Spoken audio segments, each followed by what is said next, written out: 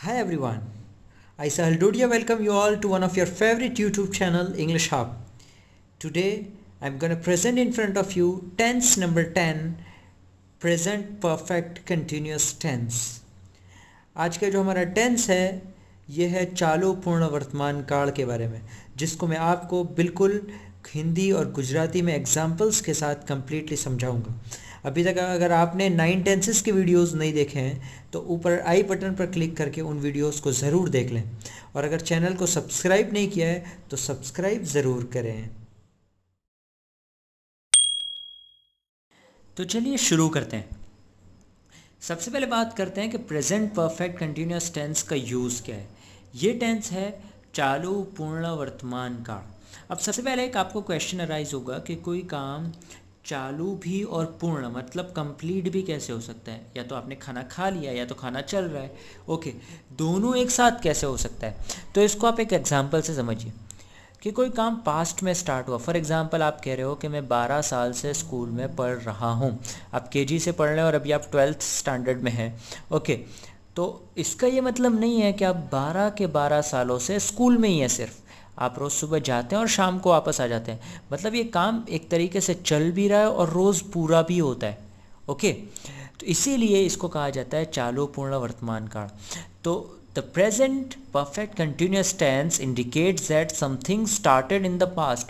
कोई काम पास्ट में स्टार्ट हुआ और वो अभी तक अनफिनिश है, मतलब वो पूरा हुआ नहीं है और अभी भी चल रहा है.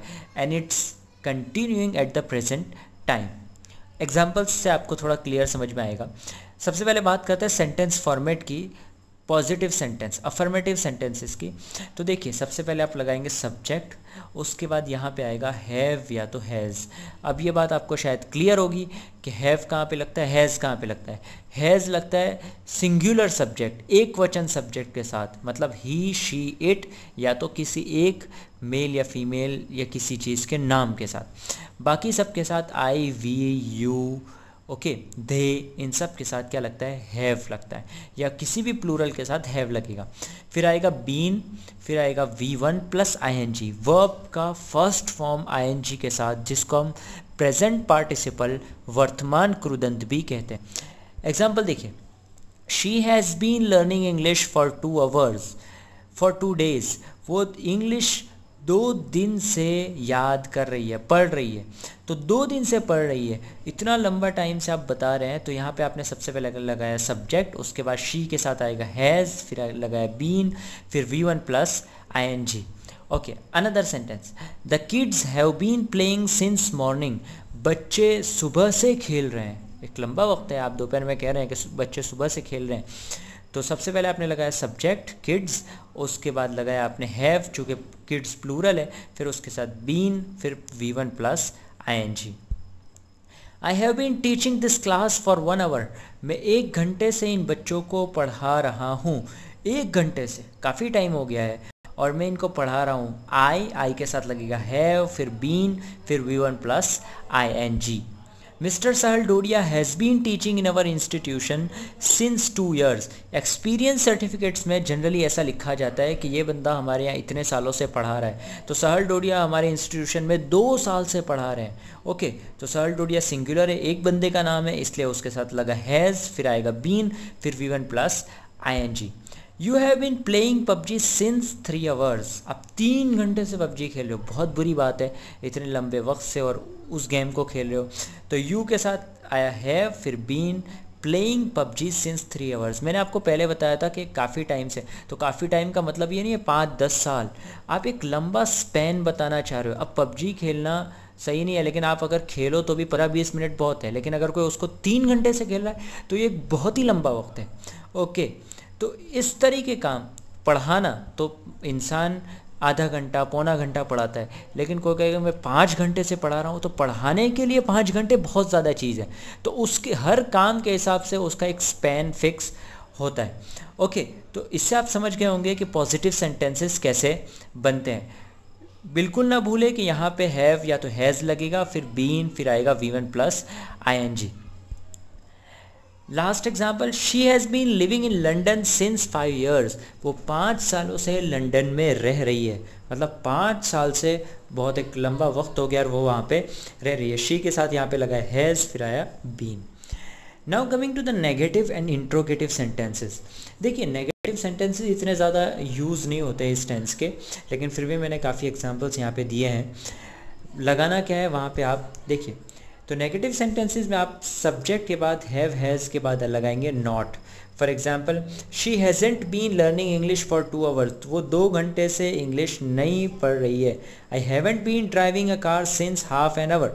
मैं 1 घंटे से आधे घंटे से कार ड्राइव नहीं कर रहा हूँ। You have not been waiting here for 2 hours। आप यहाँ पे 2 घंटे से वेट नहीं कर रहे हो। James has not been teaching at school since January 2020। James इस स्कूल में जनवरी 2020 से पढ़ा नहीं रहे। Tara hasn't been visiting us since March 2020। Tara हमें मिलने मार्च 2020 से नहीं आती। ओके, तो आपने देखा कि यहाँ पे हेल्पिंग वर्ब हैज़ के बाद नॉट लगा है। ओके, अब बात करते हैं इंट्रोगेटिव सेंटेंसेस की, मतलब प्रश्नार्थ वाक्य, सवालिया जुमले। तो देखिए उसमें हेल्पिंग वर्ब आप आगे ले आएंगे, लेकिन सिर्फ हैव हैज़ आगे आएगा। हैव या तो हैज़, फिर उसके बाद लगाएंगे आप सब्जेक्ट करता, फिर आएगा बीन, फिर आएगा V1 + ing, उसके बाद object and question mark. For example आपको पूछना है कि क्या वो 2 घंटे से इंग्लिश पढ़ रही है, याद कर रही है। Has she been learning English for 2 hours। Have you been driving a car since half an hour. आप आधे घंटे से कार चला रहे हो। Have you been waiting here for 2 hours। आप 2 घंटे से यहाँ पे वेट कर रहे हो। Has James been teaching at school since जनवरी 2020। क्या जेम्स स्कूल में जनवरी 2020 से पढ़ा रहे हैं। Why has Tara not been visiting you since March 2020। Tara March 2020 से आपको मिलने क्यों नहीं आ रही है। देखिए WH क्वेश्चन वर्ड अगर आपको लगाना है तो आप यहाँ पे लगा सकते हैं, लेकिन हैव हैज़ से पहले पहले WH क्वेश्चन वर्ड लगाएंगे, फिर आएगा हैव हैज़, फिर आएगा सब्जेक्ट, फिर उसके बाद आएगा बीन। ओके, नेगेटिव सेंटेंस है, अगर नेगेटिव क्वेश्चन है तो आप पहले नॉट लगा देंगे, नॉट, फिर बीन, फिर V1 + ing, फिर उसके बाद ऑब्जेक्ट एंड क्वेश्चन मार्क। उम्मीद है कि ये टेंस आपको क्लियरली समझ में आया होगा। आप बाकी इसके और ज़्यादा सेंटेंसेस भी प्रैक्टिस कर सकते हैं, और अगर आपको कोई भी डाउट है तो ज़रूर आप मुझे कमेंट बॉक्स में कमेंट करके ज़रूर बताएं, और मैं आपसे उम्मीद करता हूं कि आप मेरे सारे टेंसेस के वीडियोस देख लें ताकि आपको बिल्कुल भी डाउट क्लियर हो जाए। तो आगे हमारे जो आने वाला टेंस है वो है tense number 11, second last tense, past perfect continuous tense, चालू पूर्ण भूतकाल। तब तक के लिए मैं उम्मीद करता हूँ कि आप सारे वीडियोस ज़रूर देख लेंगे और सबको समझने की कोशिश करेंगे। और अगर आपको कोई भी डाउट्स हैं तो आप मुझे नीचे व्हाट्सएप नंबर पर भी मैसेज कर सकते हैं और कमेंट बॉक्स में भी कमेंट कर सकते हैं। Thank you so much for listening to me.